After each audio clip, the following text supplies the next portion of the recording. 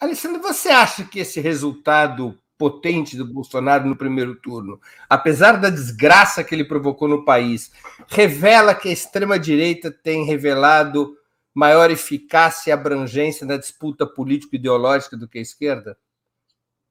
Sim, em alguma medida, sim. Mas eles têm um instrumental capaz de conquistar corações e mentes mais do que a esquerda? Eu não sei se eles têm de forma absoluta.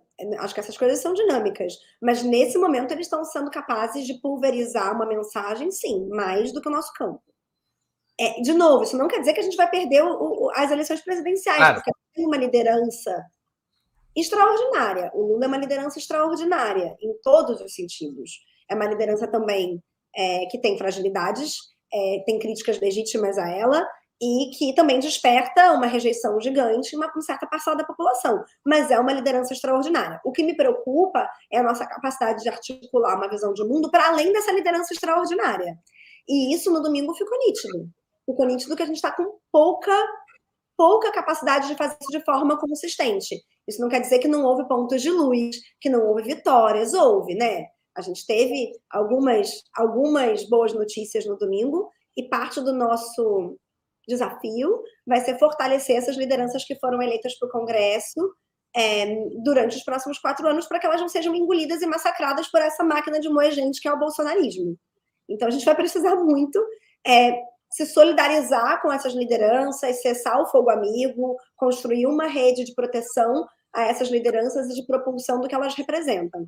Mas, para além dessas lideranças específicas, a gente claramente está com dificuldade de massificar uma visão de país à esquerda que não dependa dessa liderança extraordinária do Lula. E isso me preocupa. Na minha geração tinha um jogo, eu não sei se ele continuou nas gerações seguintes, meus filhos não brincam com isso, que era um jogo de palitinhos e que você tinha que tirar o palitinho de baixo sem deixar os outros se moverem. Exato. A minha impressão que dá é que se você tirar o Lula, nesse momento, a esquerda desabaria eleitoralmente, pelo menos, como um castelo de areia. Eu acho que você tem alguma razão. E isso é um problema. E acho que é um problema. E é um problema, inclusive, para o próprio Lula. Eu espero que ele também pense sobre esse problema em breve. É um problema para todo mundo. Mas a gente não pode depender também do Lula, inclusive, para construir a alternativa a ele, entende? É claro que ele tem uma responsabilidade como a liderança que ele é, e espero que ele não se furte essa responsabilidade. Acho que agora a missão dele é trazer o caneco para casa, mas depois que isso acontecer, esperamos que isso aconteça, essa responsabilidade também é dele, mas não é apenas dele. E a gente vai precisar fazer essa construção para além dele. E é fácil falar isso, né? Mas a realização disso é muito complexa, porque ela passa por uma coisa que acho que a minha geração tem muita dificuldade de fazer, que é aceitar liderança. Não é à toa que é o Lula ainda. Também porque o Lula é essa liderança extraordinária, não é um tipo de liderança que aparece todo dia, não é mesmo. O Lula também construiu de forma muito, acho que muito deliberada, essa permanência dele como liderança desse campo, e não necessariamente foi construindo outras vozes da maneira mais ativa possível. Então, também acho que tem um pouco de participação dele próprio nessa colocação dele nesse lugar. Mas existe algo que acho que a gente fala pouco, que é um certo ativismo narcísico da nossa geração, da minha geração, e também da geração, talvez, imediatamente depois da minha, né? Que passa o que seria isso? Liderado. Eu acho que a gente entrou numa era de ativismos, e eu trabalho com ativismo, acredito no ativismo, mas acredito no ativismo como um movimento de massa, e não como construção de identidade pessoal. E acho que a gente tem uma tendência ao que eu chamo de ativismo narcísico, acho que tem outras pessoas também olhando para termos parecidos, que é essa construção de movimentos de si mesmo, né? É uma certa confusão entre ser liderança e ser influencer, e é uma vontade de liderar mais do que ser liderado. A gente não constrói movimento sem a capacidade de aceitar ser liderado por outro. ou outros, ou outras, com os quais ou com quem a gente não necessariamente vai concordar sempre em tudo. Existe uma certa humildade necessária para a construção de movimento, que passa, inclusive, por aceitar, claro, né, até um limite, discordâncias democráticas dentro do mesmo movimento e sem quebrar a construção de uma unidade coletiva. Então, como que você aceita uma liderança, inclusive no que ela tem de falível, inclusive no que ela tem de difícil, de nebuloso, de confuso ou de diferente de você, mas confiando no que ela tem de importante. E aí talvez anule certas partes do que você acredita. E tudo bem.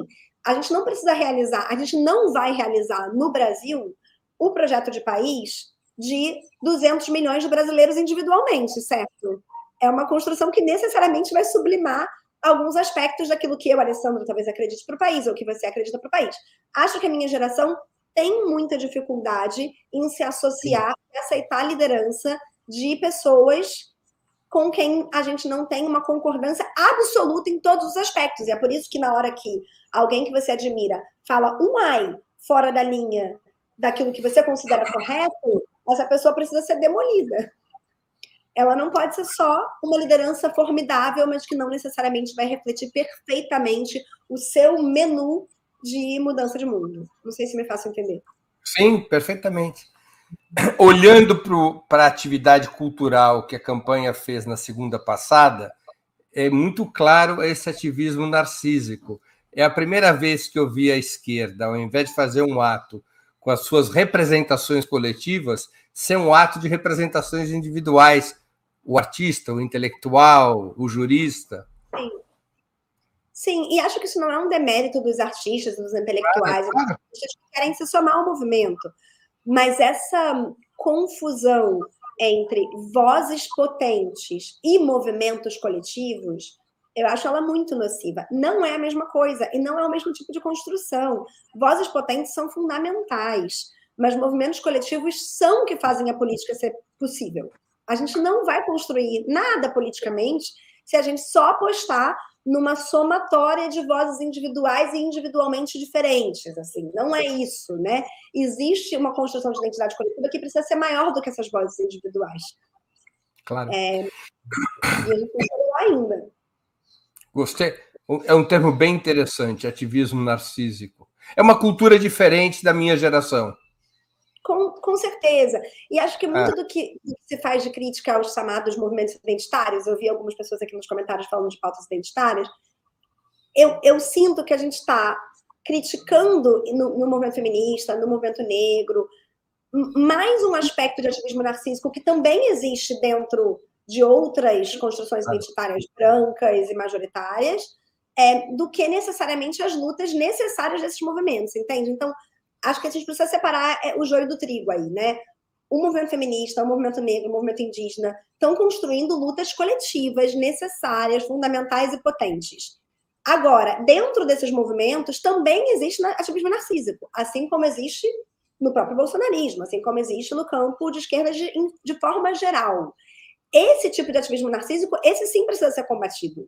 A gente precisa parar de acreditar que a gente vai simplesmente emergir como uma pluralidade de vozes em perfeita horizontalidade. Não, e a comunicação digital deu às pessoas os meios necessários para o ativismo narcísico. Antes não era possível isso.